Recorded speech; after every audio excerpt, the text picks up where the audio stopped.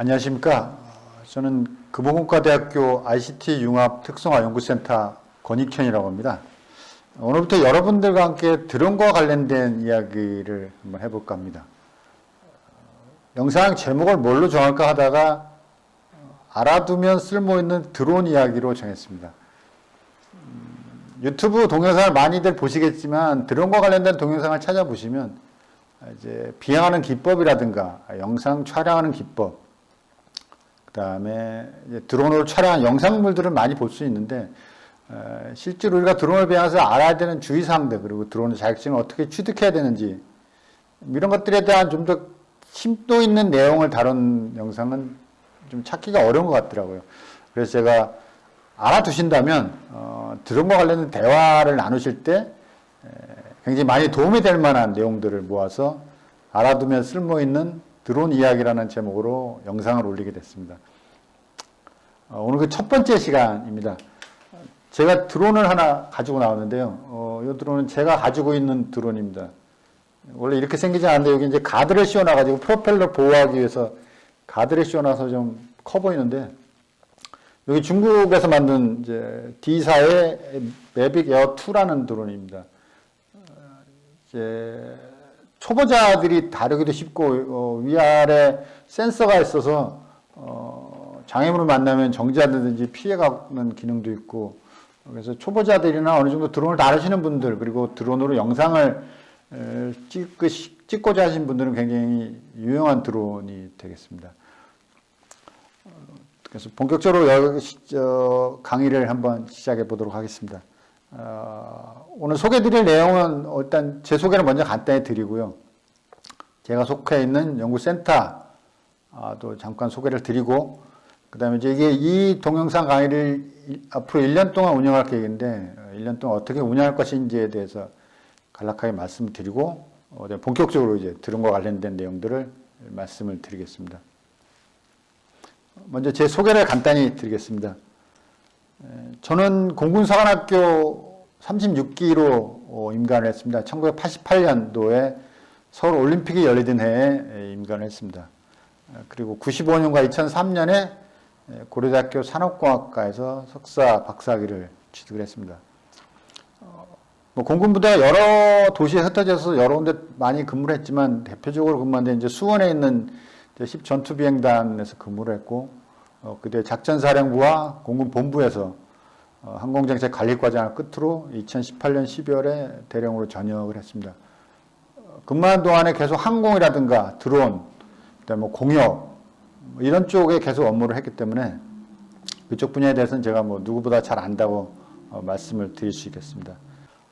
다음으로 제가 속한 ICT 융합 특성화 연구센터에 대해서 간략하게 소개를 드리겠습니다. 저희 센터는 2014년에 설립이 됐습니다. 그래서 그 이후에 국방부라든가 한화, 그다음에 함정기술연구소, 종합정비창, 그다음에 육군 제2보급단 등 다양한 기관들과 MOU를 체결해서 업무를 수행하고 있고요. 2018년에는 그랜드 ICT 연구센터 사업이 선정이 돼서 이제 진행 중에 있습니다. 저희 센터는 센터장 이하에 분센터장, 그 다음에 ICT CRC 기획실을 두고 있고요. 그 외에 실용화 연구개발실, 방산부품 국산화 연구실, 국방 표준화 규격실 등 다양한 기관들을 운영하고 있습니다. 2015년에는 병역특례기관으로 지정이 돼서 현재 병역특례요원이 같이 근무하고 있습니다. 제 센터 미션은 글로컬 민군 ICT 융합 R&D 및 전문인력 양성에 미션을 두고 있고요. 민군 ICT 융합 산학협력 체계를 통한 전문인력 양성과 기업 역량 촉진 증진이라는 비전을 두고서 지역 연계형, 산업 개선형, 지식 실현형이라는 전략 아래 다양한 연구과제들을 수행하고 있습니다. 본 동영상을 이제 2022년 올 한 해 동안 운영할 계획인데요. 어떻게 운영할 것인지에 대해서 말씀을 드리겠습니다. 전반부에는 이제 드론과 관련된 일반, 그 다음에 자격증명 취득, 그 다음에 드론 관리, 활용 분야, 드론 관련된 법규 이런 것들을 말씀을 드리고요. 지금 언론에서 많이 떠들고 있는 UAM과 UTM 이런 것들에 대해서 소개를 드리고, 제가 아무래도 구미에서 생활을 하다 보니까 구미시 주변 환경과 드론 산업을 어떻게 하면 활성화시킬 수 있는가에 대한 방안도 말씀을 드리고요. 후반부에 와서는 여러분들 생소하게 하실 수도 있는데 드론 관제사라는 민간 자격이 있습니다. 그래서 이 드론 관제사에 대해서도 제가 소개를 드릴 거고요. 이 드론 관제사 자격을 취득하기 위해서 필요한 내용들이 있습니다. 지금 보시는 것처럼 공역관리라든가 항공교통관제 이런 것들이 이제 드론 관제사 자격을 따기 위한 내용들인데 이런 내용들은 꼭 드론 관제사가 아니더라도 여러분들이 드론과 관련된 사업을 하신다든지 개인적으로 취미로 드론을 운영하신다 하더라도 알아두시면 좋은 내용으로 제가 준비를 했습니다. 그래서 본 영상의 제목이 이제 알아두면 쓸모있는 드론 얘기가 되는 거고요. 오늘은 첫 번째 시간으로 초경량 비행장치 정의, 종류, 그다음에 무인 멀티콥터 드론이라고 하는 것에 대한 정의와 종류를 한번 알아보도록 하겠습니다. 초경량 비행장치에 대해서 알아보기 전에 하늘을 나는 것들, 우리가 흔히 알고 있는 항공기라는 것에 대한 정의부터 한번 살펴보겠습니다. 항공기는 항공안전법에 이렇게 정하게 됐습니다. 공기의 반작용으로 뜰 수 있는 기기로 비행기, 헬리콥터, 비행선, 항공기 등을 말한다 라고 되어 있습니다. 그럼 어디까지가 비행기고 헬리콥터냐를 정의를 해놨는데 정의를 살펴보면 유인항공기 같은 경우는 최대 이륙 중량이 600kg을 초과해야지만 비행기로 부르고 있습니다. 비행기. 무인항공기 같은 경우는 자체 중량이 150kg 이상, 연료의 중량을 제외하고 자체 중량이 150kg 이상인 경우에만 무인항공기로 부르고 있고요. 항공기에 속하는 비행선은 두 가지 종류가 있는데 유인 비행선과 무인 비행선인데 유인 비행선은 동력기기 장치가 1개 이상 있어야 되고 무인 비행선, 그러니까 사람이 타지 않는 비행선은 자체 중량이 180kg 초과해야지만 비행선으로 분류를 하고 있습니다. 활공기는 자체 중량이 70kg을 초과해야지만 항공기의 급으로 분류를 하고 있습니다. 사진을 보시면 제일 왼쪽에서 보이는 사진이 지금 현대 민간항공기 중에서 제일 크다고 얘기할 수 있는 이제 A380. 너무 크다 보니까 이제 운영할 수 있는 공항이 한정돼 있어서 사실은 어떻게 보면 많이 팔린 기종이라고 볼 수는 없지만 어쨌든 항공기 전체가 2층으로 돼 있어서 굉장히 유명했던 항공기였죠. 그 다음에 보시는 것은 보잉 747 드림라이너, 787 드림라이너라고 하는 기종입니다. 연료 효율이 좋고 중장거리 노선에 적합한 항공기들이죠. 세 번째 보시는 사진이 이제 헬리콥터인데 이 헬리콥터는 보시면 이제 대한민국이라고 써 있습니다. 그래서 공군이 운영하는 공군 1호기, 즉 대통령이 탑승하는 헬리콥터입니다. 오른쪽에 제일 마지막에 오른쪽에 있는 그림은 마린원이라고 해서 미 해병대에서 운영하는 미국 대통령이 타는 헬리콥터가 되어 있습니다. 그 다음에 보이시는 그림 세 개는 이제 비행선이죠. 뭐 미세먼지 감시라든가 홍보, 투표, 동력 이런 것들을 하기 위해서 가끔 한강에서 보이는 것들이 이제 비행선이 되어 있고 활공기는 이제 이런 유인 항공기들을 끌고 가다가 앞에서 이제 줄을 탁 끊으면 자체적으로 활공하는 그런 비행기들을 활공기라고 우리가 부르고 있습니다. 다음에 이제 경량항공기라는 것입니다. 경량항공기는 항공기 이외에 공기의 반작용으로 쓸 수 있는 기기인데 여기에도 비행기, 헬리콥터, 자이로플레인, 동력 패러슈트 등이 있습니다. 경량항공기의 정의는 무게 기준은 최대 이륙 중량이 600kg 이하입니다. 아까 앞에서 항공기는 600kg 이상이어야지만 항공기로 봤는데 경량항공기는 최대 이륙 중량이 600kg 이하여야지만 경량항공기를 정의하고 있습니다.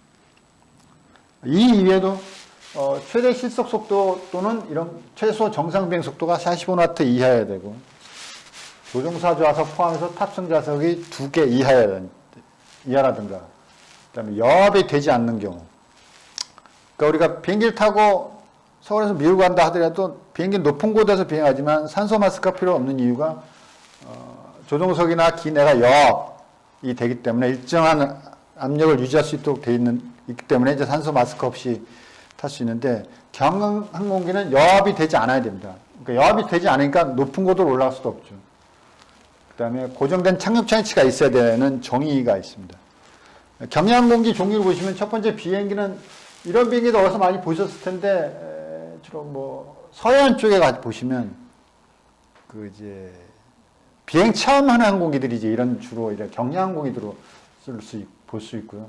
헬리콥터 마찬가지로 무게 기준에 따라서 항공기급보다는 무게가 작은 그런 것들인데 좀 농약 살포라든가 이런 것들도 마찬가지 그 레저용 그다음에 관광 비행, 체험 비행용으로 많이 쓰이고 있습니다. 자이로플레인이라는 거는 헬리콥터보다 조금 구조라든가 이런 건 작지만 무게 기준으로 봤을 때 이제 항공기급에 속하지는 않고 해서 경량항공기로 분류가 되어 있고 동력 패러슈트는 패러글라이더에다가 이런 동력을 발생시키는 장치를 붙여서 동력 패러슈트라고 하는데 이것도 마찬가지로 경량항공기로 분류가 되어 있습니다. 자, 이제 오늘 핵심 주제인 초경량 비행장치에 대해서 알아보겠습니다. 초경량 비행장치, 아까 항공기와 경량항공기까지 말씀드렸으니까 이제 날 수 있는 것들 중에 경량항공기와 항공기에 포함되지 않는 뜰 수 있는 기기는 다 초경량 비행장치라고 보시면 됩니다. 여기 종류는 보시면 동력 비행장치부터 시작해서 행글라이더, 패러글라이더, 기구류, 무인 비행장치, 이제 오늘의 핵심, 제가 하는 동영상의 핵심 주제인 무인 비행장치, 그 다음에 회전익 비행장치, 동력 패러글라이더, 낙하산유 이런 것들이 있습니다. 각각의 기기에 따라 기준들이 다 다릅니다.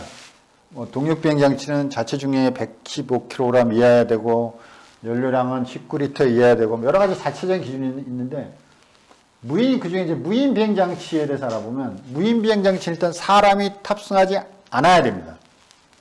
그런 것들 중에 무인 동력 비행장치라고 하는 것은 자체 중량이 150kg 이하인 무인 비행기, 무인 헬리콥터 또는 무인 멀티콥터를 무인 동력 비행장치라고 하고요. 무인 비행선은 자체 중량이 180kg 이하고 길이가 20m 이하인 무인 비행선을 이제 무인 비행선이 무인 비행장치에 속하게 되는 겁니다. 회전익 비행장치는 동력 비행장치, 아까 말씀드린 이런 비행장치의 여건을 갖춘 헬리콥터나 자이로플레인. 그러니까 같은 헬리콥터나 같은 자이로플레인이라도 무게에 따라 이것이 항공기냐, 경량항공기냐, 초경량 비행장치에 따라서 종류가 달라지게 되는 거죠. 이게 이제 초경량 비행장치를 한눈에 볼 수 있는 겁니다. 여기 왼쪽에 보시는 것들이 이제 그 종류가 되어 있고 여기서 세부적인 종류를 보시게 되면 동력 비행장치는 저런 이제 행글라이더 같은 데다가 동력을 달아서 쓰는 건데 거기도 이제 타면 조종형, 그러니까 날개를 조종해서 하는 동력 비행장치가 있고 이제 체중을 이동해서 하는 동력 비행장치가 있습니다. 회전익 비행장치는 초경량 자이로플레인이라든가 초경량 헬리콥터, 아까 그림에서 보시는 것처럼 똑같은 건데 이제 무게가 차이가 나는 거죠. 동력 패러글라이더는 착륙장치가 있는 것과 없는 것으로 나눌 수 있고요. 인력 활공기가 우리가 흔히 보시는 행글라이더와 패러글라이더를 인력 활공기라고 하는데 자체 중량은 70kg 이하여야 됩니다. 왼쪽에 보이시는 그림이 이제 인력 활공기가 됐고, 기구류는 요런 같은 것들이 기구류인데 이거 자유기구와 계류식 기구류가 있습니다. 자유기구는 자유롭게 이동을 할 수 있는 거지만 계류식은 이제 묶어놓는 그런 되겠죠. 낙하산유가 있을 경우요. 그다음 이제 오늘 저희가 주로 관심이 있는 이제 무인 비행장치는 무인 동력 비행장치와 무인 비행선으로 나누는데 먼저 무인 비행선 중량이 180kg, 길이가 20m 이하인 경우를 이제 무인 비행선이라고 하고 무인 동력 비행장치는 무인 비행기와 무인 회전익 비행장치인데 자체 중량이 150kg 이하인 경우만 이제 무인 동력 비행장치라고 하죠. 제가 자료를 찾아보니까 20년도에 초경량 비행장치로 등록된 대수가 총 17,674대더라고요. 21년도 등록 현황을 찾으려고 했더니 아직은 자료가 모아지질 않았는지 21년도 등록 현황은 등록이 안 되어 있습니다. 20년 기준으로 무인 동력 비행장치, 이 한 그룹에 속하는 장치 대수가 16,112대입니다. 그러니까 총 등록된 초경량 비행장치의 90% 이상을 무인 동력 비행장치가 차지하고 있는 거죠. 우리가 흔히 얘기하는 드론이라고 하는 것들은 사실은 요 범주에 속하는 것들을 드론이라고 부르는데 그 정의나 이런 것들에 대해서는 뒤에 가서 다시 말씀을 드리도록 하겠습니다. 자, 그럼 이제 무인 멀티콥터 정의, 우리가 흔히 얘기하는 이제 드론의 정의와 종류에 대해서 한번 살펴보겠습니다. 항공안전법에 따르는 정의를 보시면 사람이 탑승하지 않은 자체 중량 150kg 이하인 무인 비행기 또는 무인 비행장치에 대한 정의가 있고요. 드론이라고 명확하게 정의되는 것은 소위 드론법이라고 하는 드론 활용의 촉진 및 기반 조성에 관한 법률을 보시면 드론을 어떻게 정의하고 있냐면 항공안전법 제2조 3호에 따른 초경량 비행장치 중 무인 비행장치인데 그 정의가 바로 요겁니다. 드론법에서 나오고 첫 번째 정의하고 있는 요 무인 비행장치가 항공안전법 2조 3호에 나와 있는 요 정의를 얘기하는 겁니다. 그리고 추가해서 항공안전법 2조 6조에 따른 무인항공기를 드론이라고 얘기하고 있는데 항공법 2조 6호에서 얘기하는 무인항공이 원격 조정 등의 방법으로 비행하는 항공기입니다. 근데 지금 언론이라든가 뭐 이런 데 나오는 거 보면 사람이 타는 것도 드론이라고 부르는 것 같더라고요. 그래서 이런 점 명확히 좀 정의를 하고 넘어가야 되는데 앞으로 정부에서 그런 것들은 잘 추진을 하리라고 믿습니다. 드론은 일반적으로 레저, 정찰, 촬영, 감시용으로 사용되고 있고 규제가 상대적으로 적은 12kg 이하가 이제 주류를 이루고 있습니다. 제가 갖고 있는 드론이 이 드론이죠. 이게 아마 팬텀 드론, 그거 8개의 날개 프로펠러를 가진 드론이고, 이거 이제 뭐 물품 배송용 드론, 이거 무인 헬리콥터. 요것이 아마 육군 4단급에서 운영하고 있는 송골매. 이것이 무인 헬리콥터. 그리고 요건 육군 군단에서 운영하는 무인 정찰기가 되었고요. 요건 리퍼, 공격용 무인기. 요거는 한국공군에서 운영하는 글로벌 호크. 요것도 무인 항공기인데 사실은 드론법의 정의에 따르면 이것도 드론이에요. 왜냐하면 사람이 타지 않고 원격 조정으로 비행을 하고 있으니까 이것도 드론? 다 드론입니다. 근데 이거 과연 드론으로 봐야 되는 건지 항공기로 봐야 되는 건지 좀 사실 살짝 좀 헷갈리는 면이 있는데 어쨌든 정의에 따르면 이것도 드론법에 따른 정의에 보면 이것도 다 드론이라고 불러야 됩니다. 저는 이것도 드론이라고 부르기는 사실 전 반대하는 입장인데 어쨌든 법에 나와 있는 정의상으로는 이것도 드론이라고 할 수 있어요. 드론 형태를 보시면 여기 보이시는 것도 이제 고정이 날개가 고정되어 있는 거죠. 아까 제일 왼쪽에 있는 그림은 아까 보여드린 그 그림과 비슷한데 이건 4단급에서 운영하는 정찰이고 이건 글로벌 호크. 이런 것들은 해군에서 운영하는 해군 함상에서 운영하는 드론인데 이런 것들은 이제 회전익이죠. 로타리윙이라고 하는 그러니까 날개가 도는 이런 것들도 고정이 돼 있고 이건 500엔드인데 이건 이제 무인 헬기로 이제 대한항공에서 개조를 한 회전익 무인항공이 되겠습니다. 이것도 마찬가지고. 그다음 이제 틸트 로터형이라 가지고 이륙할 때는 이제 날개를 엔진 수직으로 세워서 이렇게 이륙을 하다가 전방으로 비행할 때 이제 이게 엔진을 숙여서 전방으로 비행하는 이 틸트 로터형이라는 기종이 있고요.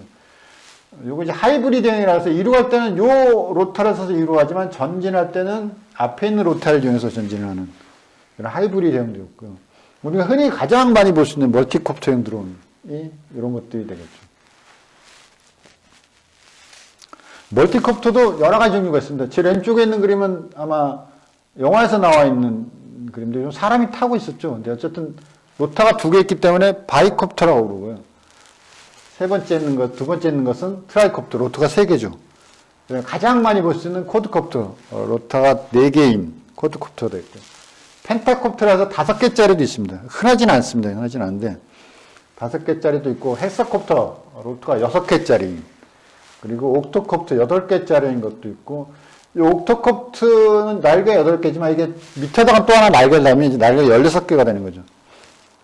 그래서 우리가 흔히 가장 많이 볼 수 있는 것들은 이제 쿼드콥터나 헥사콥터 이런 것들을 가장 많이 볼 수 있는 거. 제가 갖고 있는 드론도 쿼드콥터가 되죠.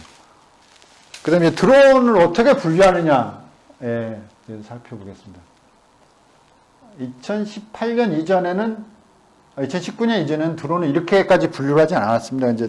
이제 드론의 종류가 워낙 많아지고 하다 보니까 이래서는 안 되겠다 싶어서 정부에서 이제 드론을 구체적으로 분류를 하시기 시작했죠. 그래서 250kg 이하는 완구형 드론입니다. 완구형 드론이라고 그러는데, 그래서 이런 카메라도 없어야 되고, 최대 비행거도가 20m, 그 다음에 비행거리는 50m 이하인 기체를 완구형이라고 합니다.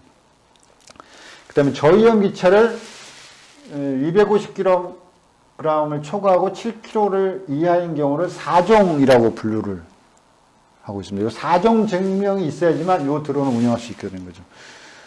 그 다음에 7kg를 초과하고 12kg 이하인 경우는 3종이라고 분류를 하고 있고요. 그 다음에 12kg을 초과하고 25kg 이하인 경우는 중위험 드론으로 분류를 해서 이거는 2종 자격 증명이 있어야지 조종을 할 수 있습니다.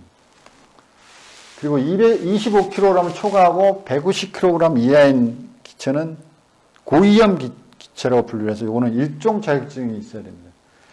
여기서 얘기하는 무게는 최대 이륙 중량입니다. 그러니까 배터리나 엔진, 연료의 총량을 다 합친 무게가 됩니다. 배터리를 제한되든지 뭐 이런 것들이 아니고 배터리나 엔진의 혹은 연료의 무게를 다 포함한 최대로 이륙할 때 중량이 얼마냐를 가지고 정하는 겁니다.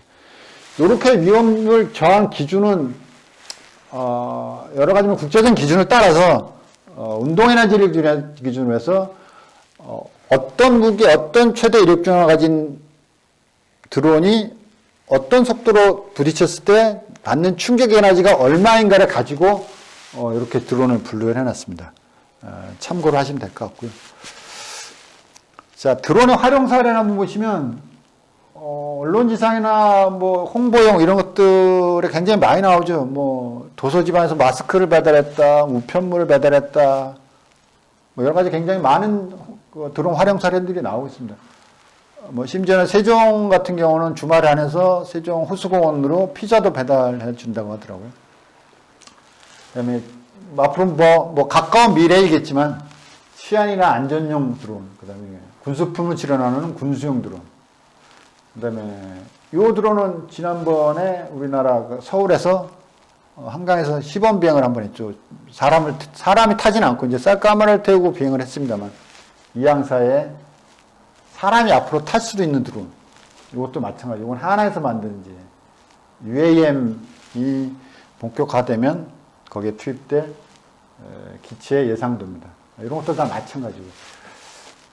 앞으로 드론이 사람을 들고 날지 않을까 하는 생각도 살짝 듭니다. 드론과 관련된, 드론의 활용과 관련된 사례는 뭐 어마어마하게 많습니다. 그런데 앞으로 이런 사례들이 사실은 항공 선진국이라고 하는 미국에서조차도 드론을 활용한 상업 배송이라든가 상업 활동은 엄격히 제한을 하고 있습니다. 그 이유가 뭐냐면 아직은 드론의 안전성이 명확하게 확보되었다고 장담을 할 수 없기 때문입니다. 그래서 상업 비행인 경우도 우리나라 마찬가지지만 미국, 유럽 등 선진국이라고 할 수 있는 항공 선진국에서도 드론의 상업 비행은 드론 배송이라든가 이런 것들은 엄격히 제한된 지역에서 제한된 범위 내에서만 수행하도록 하고 있습니다. 그 이유가 아까 말씀드린 드론의 비행 안전성이 아직은 명확하게 민항공기에 비해서 입증이 되지 않았기 때문에 그렇습니다.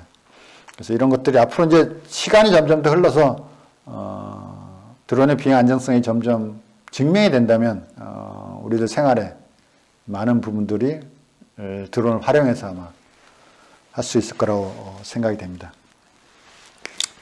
자, 오늘 이제 제 1회 알아두면 쓸모있는 드론 이야기 제 1회를 했습니다. 어떠셨는지 모르겠습니다. 제 나름대로 뭐 준비를 한다고 열심히 했는데 평가는 여러분들이 해주실 거라고 믿고 구미가 이제 드론 산업이 활성화 됐으면 좋겠습니다. 제가 어쨌든 구미에서 생활을 하고 있고 하다 보면 구미가 드론 산업도 활성화되고 인식도 많이 변화돼서 사람들이 우리가 드론을 날린 사람을 우리 주변에서 가까이 볼 수 있었으면 좋겠습니다. 자, 다음 시간에는 드론 자격증명을 어떻게 딸 것인가, 어떤 종류가 있고 어떻게 딸 것인가, 이런 것들에 대해서 알아보도록 하겠습니다. 그럼 오늘은 여기서 마치겠습니다. 감사합니다.